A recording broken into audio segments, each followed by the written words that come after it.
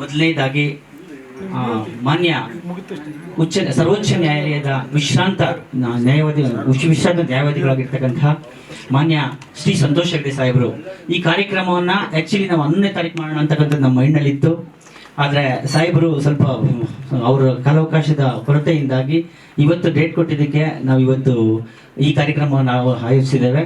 ಈ ಕಾರ್ಯಕ್ರಮಕ್ಕೆ ಅವರು ಹೆಲ್ತ್ ಇಶ್ಯೂಸ್ ಇದ್ರೂ ಕೂಡ ಇವತ್ತು ಈ ಕಾರ್ಯಕ್ರಮಕ್ಕೆ ಬಂದಿರತಕ್ಕಂತಹ ಮಾನ್ಯ ನ್ಯಾಯಾಧೀಶರಾಗಿರ್ತಕ್ಕಂತಹ ಸಂತೋಷ್ ಹೆಗ್ಡೆ ಸಾಹೇಬರಿಗೆ ಹೃದಯಪೂರ್ವಕವಾದಂಥ ಸ್ವಾಗತವನ್ನು ಬಯಸ್ತಾ ಇದ್ದೇನೆ.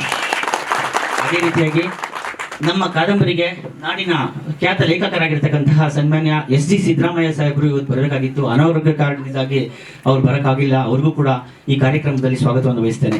ಅದೇ ರೀತಿಯಾಗಿ ನಮ್ಮ ಕಾದಂಬರಿಗೆ ಮುನ್ನುಡಿಯನ್ನು ಬರೆದಿರ್ತಕ್ಕಂತಹ ಮಲ್ಲೇಪುರಂ ಜೆ ವೆಂಕಟೇಶ್ ಸಾಹೇಬರು ಅವರು ಕೂಡ ಬೇರೊಂದು ಕಾರ್ಯಕ್ರಮದ ನಿಮಿತ್ತವಾಗಿ ಬರೋಕ್ಕಾಗಲಿಲ್ಲ. ಅವ್ರಿಗೂ ಸ್ವಾಗತವನ್ನು ಬಯಸ್ತೇನೆ. ಮಾನ್ಯ ಮಂತ್ರಿಗಳಾಗಿರ್ತಕ್ಕಂತಹ ಶಿವರಾಜ್ ತಂಗಡಗಿ ಸಾಹೇಬರು ನಾಳೆ ಕಾರ್ಯಕ್ರಮ ಇರೋದ್ರಿಂದ ಕೊನೆಯ ಕ್ಷಣದಲ್ಲಿ ಬರೋಕ್ಕಾಗಲ್ಲ ಅಂತಕ್ಕಂಥದ್ದು ತಿಳಿಸಿದ್ದಾರೆ. ಅವ್ರಿಗೂ ಸ್ವಾಗತವನ್ನು ಬಯಸ್ತೇನೆ. ಅದೇ ರೀತಿ ಲೇಖಕರು ಮತ್ತು ಮಾಜಿ ಸಂಸದರಾಗಿರ್ತಕ್ಕಂಥ ಪ್ರತಾಪ್ ಸಿಂಹ ಸರ್ ಅವರು ರಾತ್ರಿವರೆಗೂ ಬರುವಂಥ ಕಾರ್ಯಕ್ರಮ ಇತ್ತು. ಹಲವಾರು ಕಾರ್ಯಕ್ರಮಗಳಿಂದಾಗಿ ಬೆಳಗ್ಗೆ ಮೆಸೇಜ್ ಮಾಡಿದ್ದಾರೆ, ದಯವಿಟ್ಟು ನಾನು ಬರೋಕ್ಕಾಗ್ತಿಲ್ಲ, ಬೈಟ್ಸ್ ಕೊಟ್ಟಿದ್ದೇನೆ, ಇನ್ನೊಂದ್ಸರಿ ಭೇಟಿ ಮಾಡ್ತೇನೆ ಅಂತ. ಅವ್ರಿಗೂ ಸ್ವಾಗತವನ್ನು ಬಯಸ್ತೇನೆ. ನಾಗಲಕ್ಷ್ಮಿ ಚೌಧರಿ ಮೇಡಮ್ ಅವರು ಮಾನ್ಯ ಮಹಿಳಾ ಆಯೋಗದ ಅಧ್ಯಕ್ಷರು, ಅವರು ಕೂಡ ನಮಗೆ ಬೈಟ್ಸ್ನ ಕೊಟ್ಟು ಇವತ್ತು ಕಲಬುರಗಿನಲ್ಲಿ ಕಾರ್ಯಕ್ರಮ ಇರುವಂಥದ್ದು ಈಗ ತಾನೇ ಮೆಸೇಜ್ ಮಾಡಿದ್ದಾರೆ ನನಗೆ. ಅವ್ರಿಗೂ ಸ್ವಾಗತವನ್ನು ವಹಿಸ್ತೇನೆ. ಅದೇ ರೀತಿಯಾಗಿ ನಮ್ಮ ಬ್ರದರ್ಗಿಂತಲೂ ಹೆಚ್ಚು ಸನ್ಮಾನ್ಯ ಶ್ರೀ ಸುಧೀಂದ್ರ ಸಾಹೇಬರು ನಿಗಮ ಮಂಡಳಿಯ ಅಧ್ಯಕ್ಷರು, ಕರ್ನಾಟಕ ರಾಜ್ಯ ಬಯೋ ಎನರ್ಜಿ ಅಭಿವೃದ್ಧಿ ಮಂಡಳಿಯ ಅಧ್ಯಕ್ಷರು, ಕರ್ನಾಟಕ ಸರ್ಕಾರ, ಅವರು ನಮ್ಮ ಬ್ರದರ್ಗಿಂತ ಹೆಚ್ಚಾಗಿ ಕಾರ್ಯಕ್ರಮಕ್ಕೆ ಸಹಕಾರವನ್ನು ಕೊಟ್ಟಿದ್ದಾರೆ. ಅವರು ಇಲ್ಲಿ ಆಗಮಿಸಿರೋದಕ್ಕೆ ಸ್ವಾಗತವನ್ನು ಬಯಸ್ತಾ ಇದ್ದೇನೆ. ಅದೇ ರೀತಿಯಾಗಿ ನಮ್ಮ ಮಿತ್ರರು ಮತ್ತೆ ಹಿತೈಷಿಗಳು ಆಗಿರ್ತಕ್ಕಂತಹ ನೆಲ ನರೇಂದ್ರ ಬಾಬು ಸಾರ್ ಅವರು ನನ್ನ ಕಾರ್ಯಕ್ರಮಗಳು ಕಳೆದ 15-20 ವರ್ಷಗಳಿಂದ ಏನೇ ಇದ್ರೂ ಕೂಡ ನಮಗೆ ಬೆನ್ ತಟ್ಟಿ ಈ ತರ ಮಾಡಬೇಡಿ, ಈ ತರ ಮಾಡಿ ಅಂತ ಹೇಳ್ಕೊಂಡು ಯಾವುದೇ ಕಾರ್ಯಕ್ರಮಕ್ಕೂ ನಮಗೆ ಹಿರಿಯ ಅಣ್ಣನ ರೀತಿಯಲ್ಲಿ ಇರ್ತಾರೆ. ಮಾನ್ಯ ಮಾಜಿ ಶಾಸಕರಾಗಿರ್ತಕ್ಕಂಥ ನೆಲ ನರೇಂದ್ರ ಬಾಬು ಸಾಹೇಬರಿಗೆ ಸ್ವಾಗತವನ್ನು ಬಯಸ್ತೇನೆ.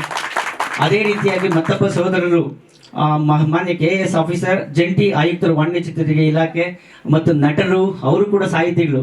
ಯಾವುದೇ ಕನ್ನಡ ಭಾಷೆಯನ್ನ ಯಾವುದೇ ಒಂದು ಇನ್ವಿಟೇಷನ್ ಇಂದ ಕಳಿಸಿದ್ರೆ ಅವ್ರು ಓದ್ಬಿಟ್ಟು ಇದನ್ನ ಚೇಂಜ್ ಮಾಡಿ ಅನ್ಕೊಂಡು ನಮ್ಗೆ ಸಹಕಾರ ಕೊಟ್ಟಿದ್ದಾರೆ ಪ್ರಾರಂಭ ದಿನಗಳಿಂದ. ಅವ್ರಿಗೂ ಸ್ವಾಗತವನ್ನು ಬಯಸ್ತಾ ಇದ್ದೇನೆ.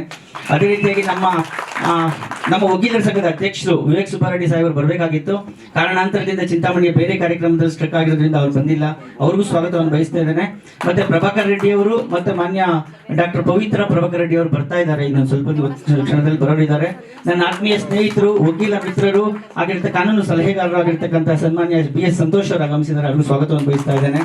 ಅದೇ ರೀತಿಯಾಗಿ ಹಿರಿಯ ಹೈಕೋರ್ಟ್ನ ವಕೀಲರಾಗಿರ್ತಕ್ಕಂತಹ ನನ್ನ ಗುರುಗಳಾಗಿರ್ತಕ್ಕಂಥ ಮಾನ್ಯ BV ಮಾಧವಮೂರ್ತಿ ಸಾಹೇಬರು ಬಂದಿದ್ದಾರೆ. ಅವ್ರಿಗೂ ಸ್ವಾಗತವನ್ನು ಬಯಸ್ತಾ ಇದ್ದೇನೆ. ಅದೇ ರೀತಿಯಾಗಿ ಡಾಕ್ಟರ್ ಅರುಣ್ ವೆಂಕಟರಾಟೆ ಜ್ಯೋತಿಷಿಗಳು ಮತ್ತು ಮಾರ್ಗದರ್ಶಕರು, ಅವ್ರಿಗೂ ಸ್ವಾಗತವನ್ನು ಬಯಸ್ತಾ ಇದ್ದೇನೆ.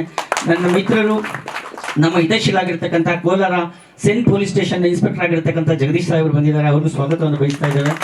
ನಮ್ಮ ಸೋದರರು ಶ್ರೀ ನಾಗ್ ಸಾಹೇಬರು ಬಂದಿದ್ದಾರೆ. ಅವ್ರಿಗೂ ಸ್ವಾಗತವನ್ನು ಬಯಸ್ತಾ ಇದ್ದೇವೆ. ಅದೇ ರೀತಿಯಾಗಿ ಇಲ್ಲಿ ಆಗಮಿಸಿರ್ತಕ್ಕಂಥ ಪ್ರತಿಯೊಬ್ಬರಿಗೂ ಹೃದಯಪೂರ್ವಕವಾದಂಥ ಸ್ವಾಗತವನ್ನು ಬಯಸ್ತೇನೆ. ಈ ದಿನಗಳಲ್ಲಿ ಕಾದಂಬರಿ ಅಥವಾ ಸಾಹಿತ್ಯ ಅಂತಕ್ಕಂಥದ್ದನ್ನ ಒಂದು ಪುಸ್ತಕವನ್ನು ಬರೆಯೋದಾಗ್ಲಿ ಮಾರಾಟ ಮಾಡ್ತಕ್ಕಂಥದ್ದಾಗ್ಲಿ ಅಷ್ಟೊಂದು ಈಸಿ ಇಲ್ಲ. ಯಾವುದೋ ಸಿನಿಮಾ ಧಾರಾವಾಹಿ ಆದ್ರೆ ಬಹಳ ಬೇಗ ಎಲ್ಲರಿಗೂ ರೀಚ್ ಮಾಡ್ಬಿಡ್ಬೋದು.